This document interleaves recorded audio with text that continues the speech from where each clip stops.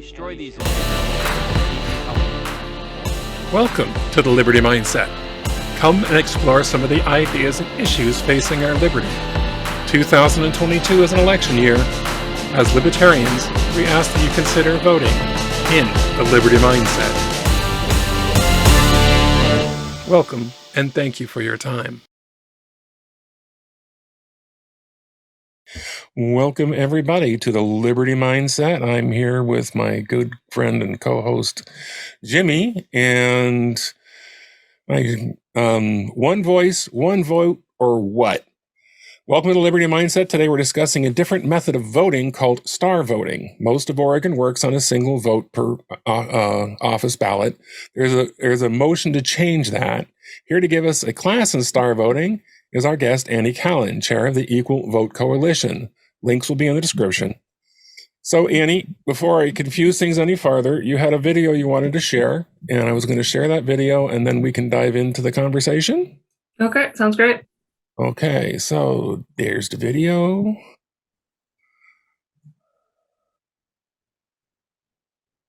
And how does star voting work? STAR stands for Score, Then Automatic Runoff. And that's exactly how it works. Just give your favorite 5 stars, give your least favorite 0, and score the others as you like. With STAR, it's easy to show your preference order and also your level of support for each candidate. It's safe to vote your conscience, and you don't have to worry about voting for the lesser of two evils or wasting your vote. Now let's see how the ballots are counted. Here's the first ballot. This voter gave 3 stars to Abby, 4 stars to Ben, 0 stars to Carmen, and 5 stars to DeAndre. Here's the second ballot. Note that this voter gave Abby and DeAndre the same score, which is permitted in star voting. We'll add these stars to the total, and we'll continue adding up the scores until all the ballots are counted. The 2 highest scoring candidates are finalists. The remaining candidates are out of the running. Now it's time for the second round of tabulation, the automatic runoff. Each ballot counts as 1 vote for the finalist each voter preferred. Let's see how many people preferred Carmen over DeAndre and vice versa. This voter preferred DeAndre to Carmen, so this vote goes to DeAndre. This voter also preferred DeAndre to Carmen. Note that their favorite candidate was Abby, but she didn't make it to the runoff round. Even though this voter's favorite couldn't win, their vote still makes a difference, and goes to the finalist they preferred, DeAndre. This voter gave both DeAndre and Carmen 5 stars, indicating that they like both equally. Since this voter would be equally happy with either, this ballot is counted as a vote of no preference. This voter preferred Carmen to DeAndre, so this vote goes to Carmen. And the last voter preferred DeAndre to Carmen, so this vote goes to DeAndre. Regardless of the scores given, each ballot ultimately counts as 1 vote. DeAndre wins. DeAndre was in the top 2 highest scoring candidates, and he had the greatest number of voters prefer him over Carmen. Star voting measured how strongly voters liked DeAndre, and also how many voters supported him. So to recap, STAR stands for Score, Then Automatic Runoff, and that's exactly how it works. Voters fill out the ballot on a 0 to 5 star scale. The 2 candidates with the most stars advance to the automatic runoff. The candidate preferred by the most voters wins. Now that you know how it works, want to try out star voting for yourself? Create your own star voting polls at star.vote. And to learn more, donate, or volunteer, go to starvoting.us.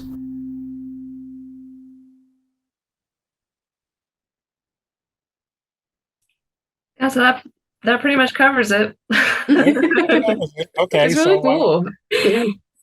I will say, like, in times when I've had groups of people together, like singing, for example, and we were trying to decide on a song, this is actually kind of a similar approach to what I would do when we're trying to decide between multiple songs. rank it, just rank it, and then we'll take the top couple, and then we'll redo it again and see where we're at. And it worked really well for that. Yeah, it's interesting because there's actually, hundreds of different voting methods, and a lot of times people don't realize that they're dipping their toes in voting method science when they're sitting around thinking like, well, how do we make this decision as a group together? But there's so many different ways that you can do it. And what's interesting is that we can measure how well those different voting methods work on different metrics. And, they're not all the same and depends on, what your values are, what you're looking for in a voting method. But it's one of those things that's such a hugely important issue that it's surprising that we don't talk about it more, and that this isn't something that most people put a lot of thought into, even at academic levels. I mean, certainly there are some people studying it at academic levels, but not as much as you would think for as important as this is. Are there any places even in the world that currently use STAR for politics? So nothing for like at a municipal level, but it is being used in Oregon by the Democratic Party of Oregon. And the Independent Party of Oregon used it for their 2020 primary. And then there's some like county level parties that are using it. There's some nonprofits that are using it. So it hasn't quite made the leap yet to a municipality, but we're hoping to be able to do that soon. With the way that the STAR works, would we, like in the event that United States decided just to overhaul everything and start over, and they decided, let's do this, do you think that we would do this similar? So my brain puts us in a couple of ways, is that states could do the individual STAR for the bigger elections, and then whoever the tops were tallied based upon state, or you could do a lump sum version of it. Which way have you guys discussed like ideas on grander scales? So are you talking about, sorry, I think I'm not quite understanding the question. Are you asking about how, like, if different states were doing it, how you would, like if we were to implement it on a grander scale, say for the US presidential elections? I'm curious to speculate how it would work, if it would be similar to kind of what we have right now, in the event that everybody puts their votes in, and then each representative or each state has so much say into it, which would still keep it kind of similar, but at the same time, it would shift things quite a bit. It just seems like an interesting thought experiment on how that would work. Yeah, and of course, we have a lot of different layers of elections. So we've got things like the Electoral College at the national level, and that complicates things. And so the one thing I will say is that one of the nice things about STAR voting is that it's summable at a precinct level.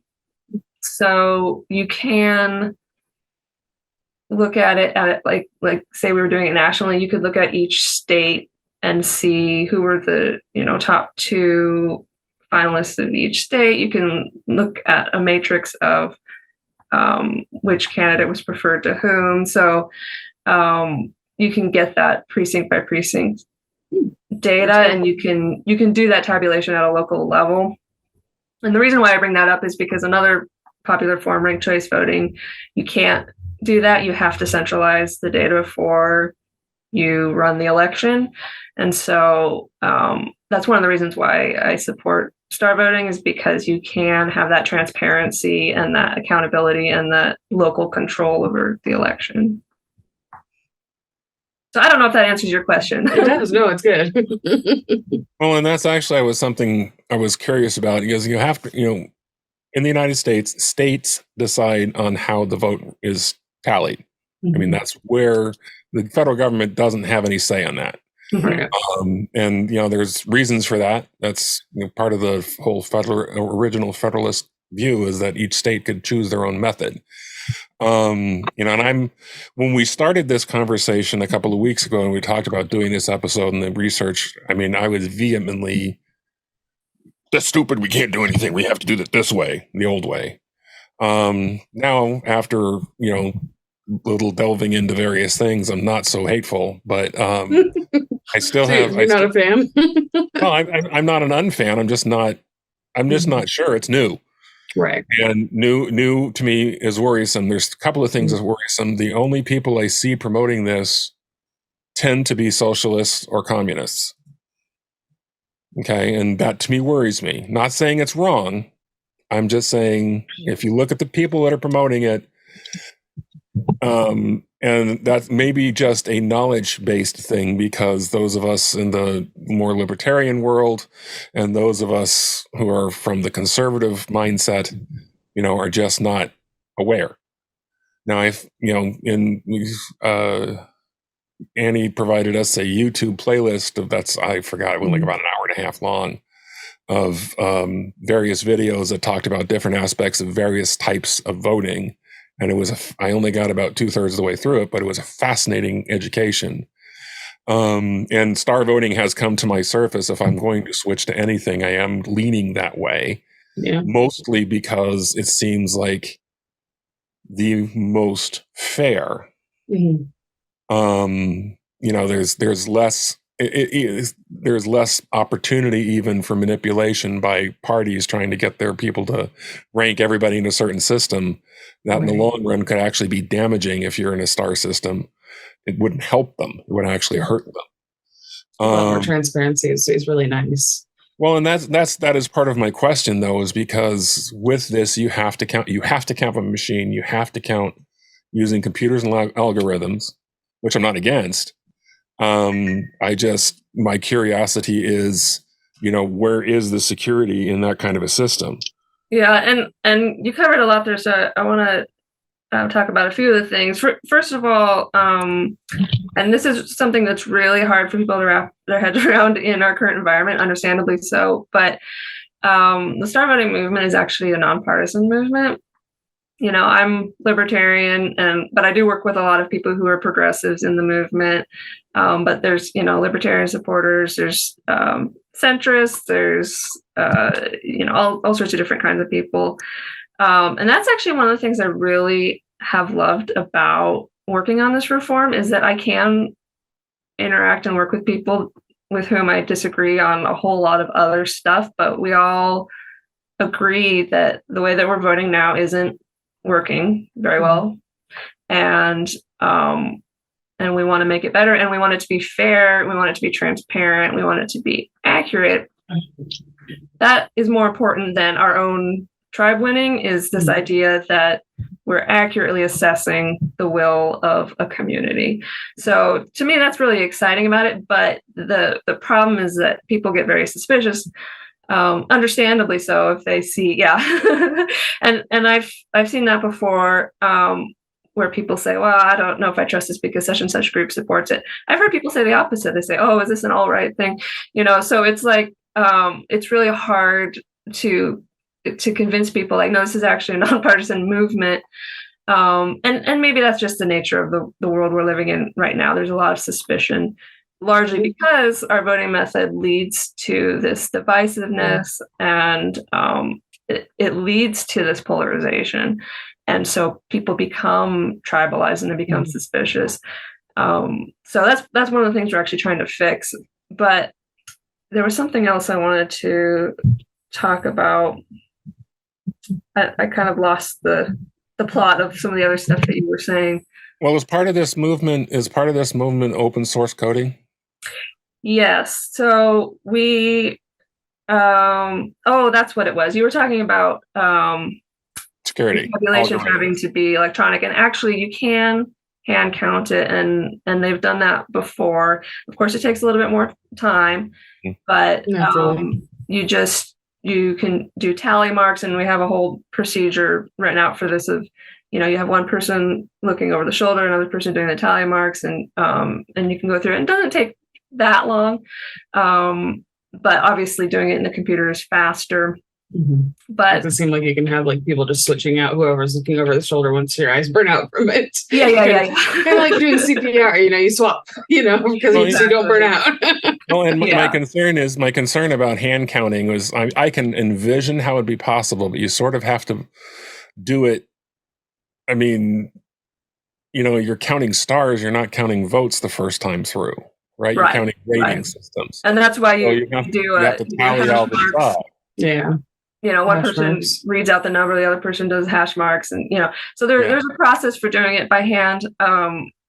It's inefficient, but it can be done. Right. I mean, our version now for checking and hand counting is inefficient too. So I don't know that that's going to change really much. And it'll take just some time for people to get used to doing it, if it's even needed. Triple the time. That's all. It's going to just triple the right. time. But I mean, even our current elections with choose one only voting, those are being counted by machine already. So that's not really a difference. And the hand counts take weeks. Yeah. So. Yeah. Well, and I'm not against using machines. My thing with machines is that there was just a guy who ran some of the voting for San Francisco and a few other places just arrested because he was sending the data to China, and he was, so the current voting system, I think, is rife with doubt. Yeah. Not necessarily. How much fraud there really is, I don't know. I just know that a lot of illegal votes get counted anyway. And I think doubt is a good thing, though. People should be doubting because it means they're fact checking. It means they're curious. It means they're going to start learning other things too. Right. So to the point about open source software, I don't want to get into the politics of like how it's being done currently, like at the federal level or the county level, because I'm not familiar with that. But our if you go to www.star.vote, you can do a poll there, and that code is open source, and we've got a volunteer tech team that are working on a new version of that site, and everything's open source. We want to make sure everything's transparent, and also that people can replicate it and play with it if they want to.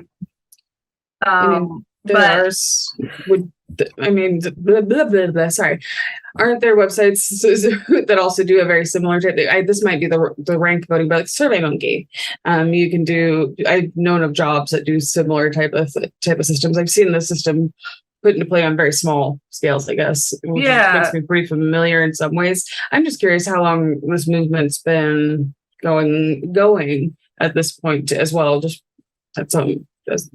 Yeah, actually, so star voting was invented pretty recently in 2014. It's a merger of two prior methods. So there's a method called score voting, which is just basically that first part where you're scoring on a scale of 0 to 5 or 0 to whatever, and then you're adding up the totals, and then the one with the most wins. And that's actually a pretty good voting method, but it is a little bit susceptible to a kind of strategic voting where people are incentivized to give all 0s and 5s. And so it's not the worst thing in the world if you do that. It's just not as accurate as this innovation in star voting, where there was kind of a debate between people who were score voting supporters and people who were ranked choice voting supporters. And there was a conference in 2014 of the Equal Vote Coalition, and these debates came out of it. And somebody said, well, wait a minute, what if we kind of put them together? What if we do a scoring round and then an instant runoff using that same ballot data that we already have? And at first it was like, well, no, that's crazy. It'll never work. What a lunatic idea. But then they started running simulations, and it turned out to be really accurate and really good at finding a winner that represents the will of those voters. And so even though it's only been around for 8 years, it's really picking up steam. Okay. Gregor's not sold yet. Not sold. That's good. I like people who are skeptical. I think and it's less about, because it's less about the voting system than it is about voters. Part of my challenge is I really see that a lot of the problem with our current system is the lack of education on the voters, the willful ignorance of people. And the lack of voting altogether. Yeah. Or the lack of voting altogether. Because, most of the time it's 25% of the voting registered voters vote, right? Or whatever. 25, 30, yes. But a lot of people, the reason, a lot of people don't vote because they feel like their vote doesn't matter. So if you're told you have to vote for one of these top two front runners, the left evil or the right evil, and a lot of people look at that and be like, forget about it, I'm not interested in either of those. And yeah, you can vote third party, and I do, but you're doing so knowing that it's not going to make, I mean, it might make a kind of difference. It might help you stay on the ballot as a party. It might, just send a message, and that's great, but it's probably not going to help with the winner just because of the vote splitting and the way our voting method is set up. So that creates that disillusionment among people. And so they stop voting, and it's like this self-perpetuating cycle. It just gets worse and worse. Yeah. I used to think that my vote didn't matter. I was one of those people.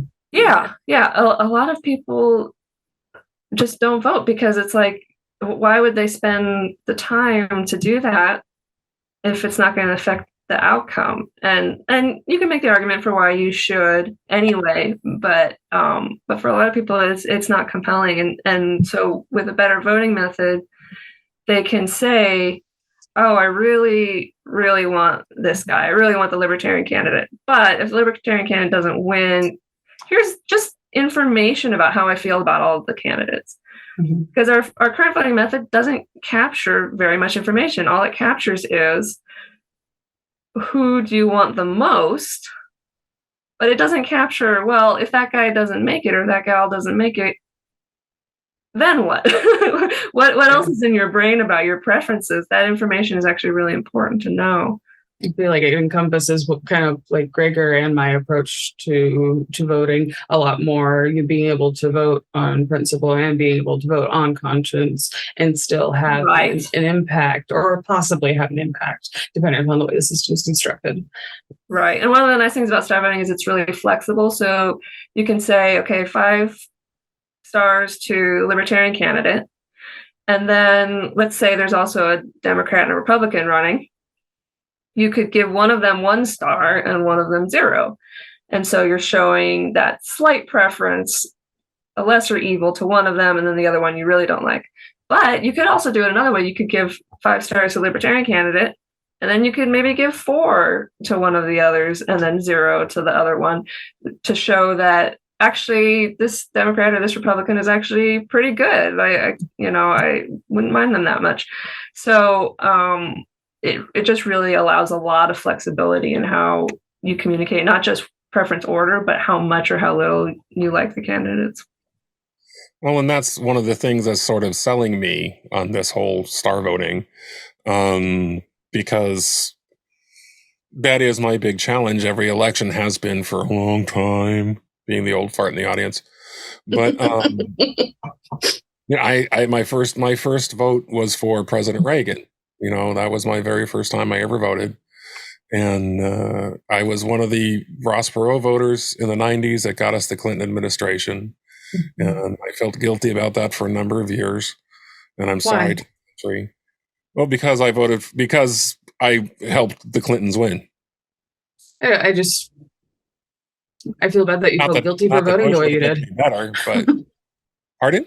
I feel bad to know that you felt bad for voting the way you did, for voting that led to it. You felt like your vote led to this other administration.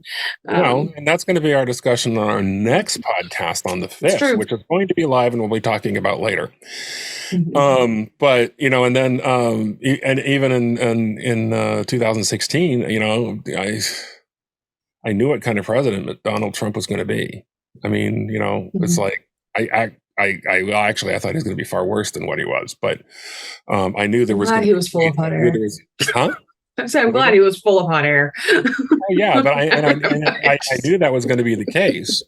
But then he also did a little bit of good. So he did. People ignore it, but he did. Yes. And but so in 2016 I voted for Condoleezza Rice, right? Who wasn't running. I was also residing in California, so it didn't really matter how much I voted which way or the other, because California is a state that all the electoral votes go to one candidate. And but given star voting, that would actually, to me, be an interesting thing to include in the process, because I'm not against electoral votes being split up in a state. Like Oregon. I don't know. Is Oregon? I'm thinking Oregon's an all or nothing, right? I think it is. Yeah. Yeah, it is. And so with this, if we had, and since you can break it down by districts, I mean, Oregon is not a democracy, everybody. It's a republic, just like the United States is not a democracy. It's a republic. Learn the difference. Big difference. Big difference. But if we could, if the folks of certain parts of the Oregon wanted their electoral votes to go one way, then let them. And then if other parts of the state wanted their electoral votes to go the other way, let them.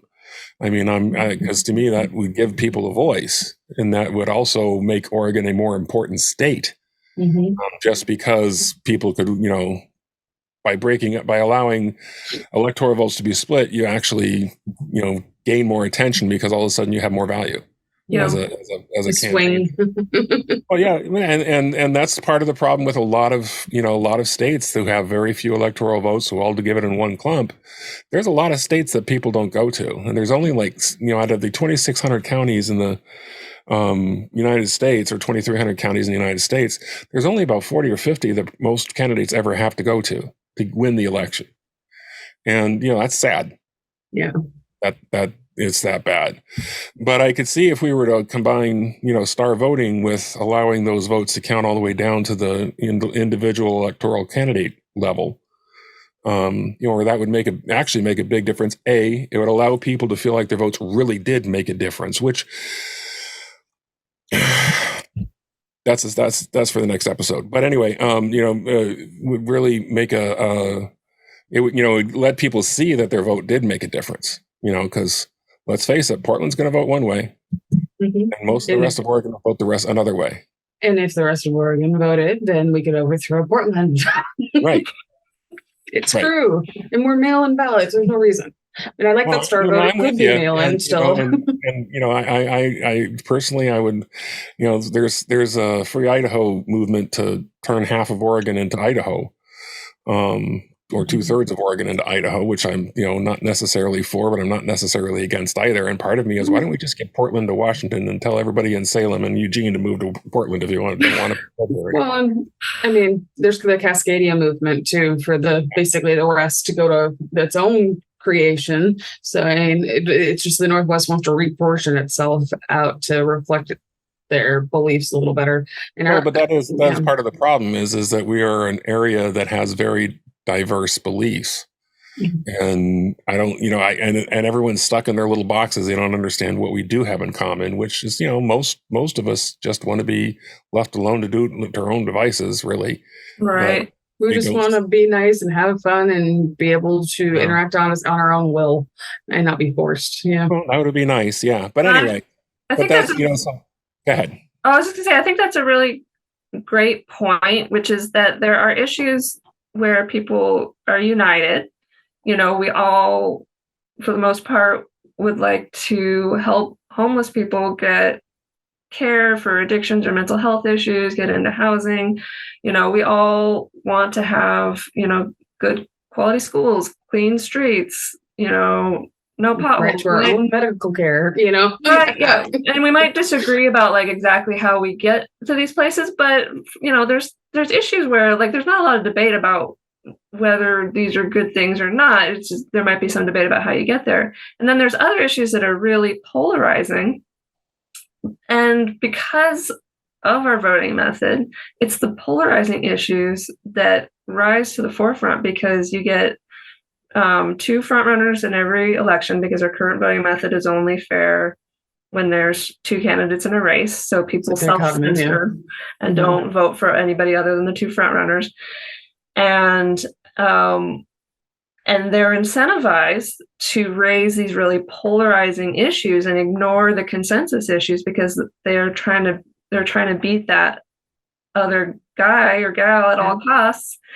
And so they do it through fear mongering, they do it through mudslinging, propaganda. But if you had a better voting method, you could say, hey, I understand that you're going to give 5 stars to this person because, you're in that voting block, but, maybe give me 4 stars. And so there's an incentive to reach across the aisle and say, to, the other side, like I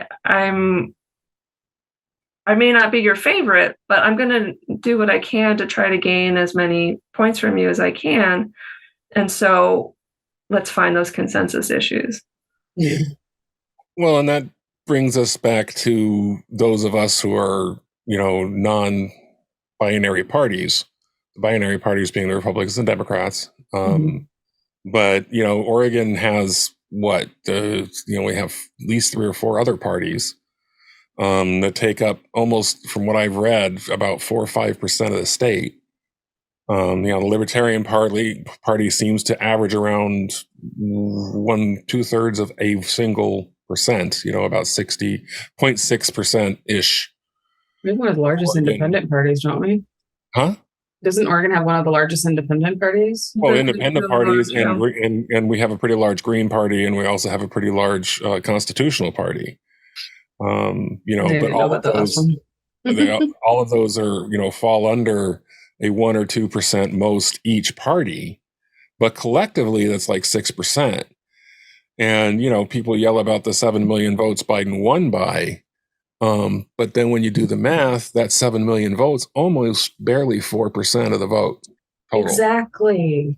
And those of us who are independents, people don't realize we are the ones that actually make the most choice. And we don't exercise that often.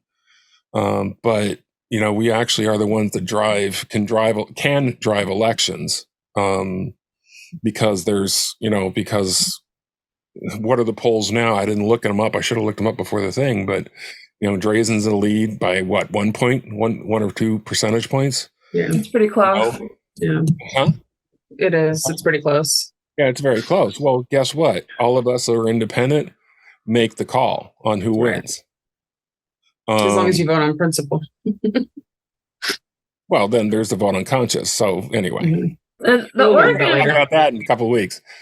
The Oregon election is actually sort of a classic case of vote splitting. A lot of people are saying that Johnson is stealing votes. I think most people are saying that she's stealing votes from the Democrat, but I think there's probably a lot of Republican-leaning people who are voting for her as well. Go ahead, Jimmy. Were you saying something? Yeah. How do you steal a vote? Well, I hate when people like steal and headhunt and things. Those phrases just drive me a little bonkers. There's no thievery actually going on. I mean, yes, there's propaganda and there's BS thrown about. Don't get me started on political. Right. I mean, that implies that like ownership of a vote, right? That implies that the 2 front runners own your votes somehow, and that's makes you an object. That's problematic. Yeah. But it's because of our voting method that people use that terminology. And so that's a classic vote splitting situation. And it's also a classic situation where ranked choice voting wouldn't solve the problem very well because you have 3 strong candidates, and ranked choice voting has a type of vote splitting that tends to come up when you have 3 or more strong candidates in the race. So it's good. And I hope I'm not confusing listeners because we're talking about different voting methods here. Star voting is great and would prevent voting in that situation, or prevent vote splitting in that situation. But ranked choice voting is another popular form, and that wouldn't necessarily prevent vote splitting in that situation. So it's important to get the details right when we're changing our voting method. Oh, without question. And there is a huge difference, which I didn't know until I started doing research for this podcast. So I'm actually kind of working on a blog post talking about the differences between ranked choice and star and the old traditional thing. Because in order to get my thoughts straight, I had to do something. So I started writing a post. Great. I'm planning on having that up about the same time this releases on Wednesday, the 24th, 25th of October, which is a release date for this podcast. So I will have that up, and I'll also probably have a link in the description of the video so people can go to it and read it, and if they want, and then yell at me. But please yell at us. We'd like some information. Like some yelling at us. I will say, though, if we did star voting, Gregor, 2 episodes back, you asked me what am I running for? I'd be more likely to run for any office with a star voting system. I feel like it would be a lot easier to try and mitigate and navigate. You wouldn't have to necessarily mudsling as much to do it, because I realized how one thing I really despise about our system not only is the way that the voting is tabulated, but is the mudslinging. And it's just, yeah, it's interesting. Well, I think mudslinging, the problem with mudslinging is that with our current population is it works. And that sucks. Well, it does. And you know, I'm relatively convinced that the reason President Trump didn't win, or Donald Trump didn't win the last election, was because fatigue because of his tweets, which I make no excuse for. Freedom of speech, man. But yeah, no excuse. Yeah, but I mean, you're president now. Yeah. After I know a role. I know people who are highly conservative that did not vote for him because he didn't act presidential. Right. I understand that. You know, but to me, that is part of the point, that what makes it show that, you know, and 7 million votes, really not that much. There's counties where there was less than a 3,000 vote difference between the two. You know, there's all kinds of places it was very, very, very close. And, you know, I'm sorry, 4% voting difference between the two candidates is not far. That's not a landslide by any stretch of the imagination. But anyway, you know, you were talking about stealing votes and what that term really means, and it's because the perspective of the two parties, they think everybody who's a Republican or everybody who's a Democrat should be voting for them, and there's no excuse, right? And so they view it when their population instead act in their own interest and in their own conscience sake vote somewhere else, they consider that a steal. So it's, you know, and if you don't consider yourself Republican or Democrat, they get huffy and say, well, you have to pick one. Yeah. And why? But yeah, why is you know, an interesting question, and the you know, the reason is because they're the only two potential parties that seem to be doing anything, and it's what they teach you in school. Well, and there's part of that too. I'm not going to acknowledge, but also I'll have to say, you know, people talk about having, you know, 7 or 8 parties that all have viable candidates, and look what happens in Great Britain. That's exactly their system. They have, you know, 4 or 5 different parties that have a certain amount of strength to them, and they can't even keep a prime minister in. Right? They just lost their prime minister after just 45 days. She resigned, but the writing was on the wall. And there's a distinct possibility that Boris Johnson might be back in power again. Just because of the way, you know, when everyone talks about bringing up a parliamentary system here, it's like, no, sorry. Oh yeah, no. We left Britain for a reason. Well, and our ancestors did. In Lesotho, Africa, they pretty much copied the British system. And though because they were under martial law, it was not as volatile. I got to pay attention to British politics and other politics that use a parliamentary system. It's like, they're insane. You know, I'm afraid that's insane. And, you know, I much like not a bicameral system where we have just 2 parties. No, I don't want that. But having a stable system, you know, I would love to see more people of various parties inside the House and Senate. That would be good. We just need people to get up and vote. But yes, but for me, I would still like to see a stable executive branch, which is why we vote for them separately. Instead of in a parliamentary system, the executive branch is appointed by the parliament, and so that causes all kinds of other problems and favoritism and all sorts of different things of loading things up so you can't get certain things passed. It's bad. It's really bad. Annie, is there anything else you want to say about star voting system? I mean, I hate to sound like I'm actually relatively convinced, but to be honest, it seems like a pretty good idea to me. Yeah. I mean, I would say, you know, if you're curious about it, keep digging, because there's always more to learn about the subject. You know, I've been studying it for about 4 years, and I'm always learning something new. So I think skepticism is great, because when you're skeptical, you ask questions, and in the process of finding those answers, sometimes you discover something new or a new way to communicate about it. So, you know, I'm glad that you're starting to be convinced, but I'm also glad that you're skeptical, because I think that's that's so important with such an important issue as this. A lot of people will blindly go with a reform because their friends support it, or somebody told them to, or they've heard about it a lot. Yeah, and I understand that people have busy lives; they don't necessarily have the time to do the deep dive and do all this research. But I think skepticism is good, and it led me. I started out as a ranked choice voting supporter, and over time I've become a star voting supporter. There's other methods I like too that have different pros and cons. So is there a movement to make this happen? How do people get involved? Oh yeah, thank you for asking that. Actually, there is a statewide initiative that we've just launched. We submitted 1,500 signatures. Nice. And we needed 1,000. I haven't checked yet how many of those were valid, but it was at least 1,000 were valid. So that should be good to go. So now it's just a waiting process for getting the go ahead to start collecting the rest of the signatures. I think we need about 150,000 or something like that. So it's a huge number, but we're excited to be sort of activating our volunteer base and hopefully really grow the movement and educate people about these things. And that's a huge part of our mission, is just to help people to understand these things better and, get people curious and asking these questions and understanding it. So the goal is to have that on the ballot in 2024 then? Correct. That's the goal. It would be for statewide elections. So that would include, so we've got two different versions. We haven't decided which one we're going to go forward with yet.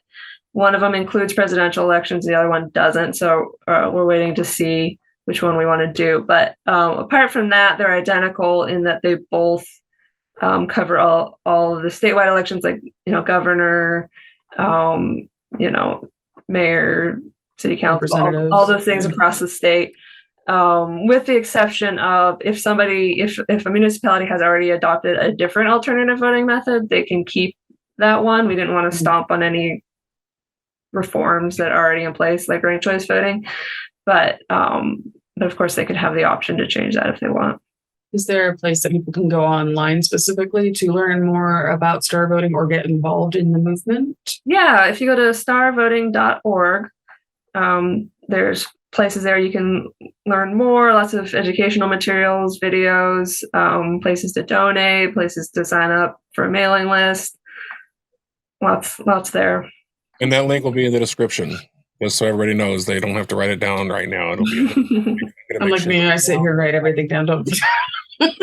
Let me see. Let me make sure I got that in the description. Equal vote. Okay, no, I didn't. So I'll make sure it gets in the description. Starvoting.org.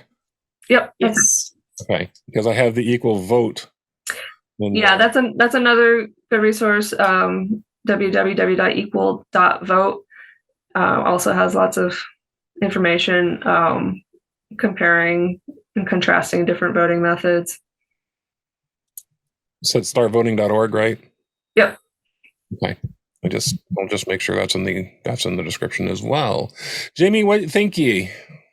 What do I think? I mean, I really like the idea of star voting. I would like to see it at least started probably on a state level and see how well it works. And if it seems to work, if we get a better turnout for voting, for example, I'd say let's see what we can do to influence it on a grander scale. I mean, it's worth trying. I think it would really help. And people may come out of the woodworks to actually be a part of what makes America America. Yeah, I will say I've had the opportunity to participate in elections using star voting before, and it was so satisfying to be able to show that full range of how I feel about the candidates, show which ones I like the same or which ones I have a preference on. And it just feels a lot better than the way we do it now. To me, it did anyway. All right. Well, I agree.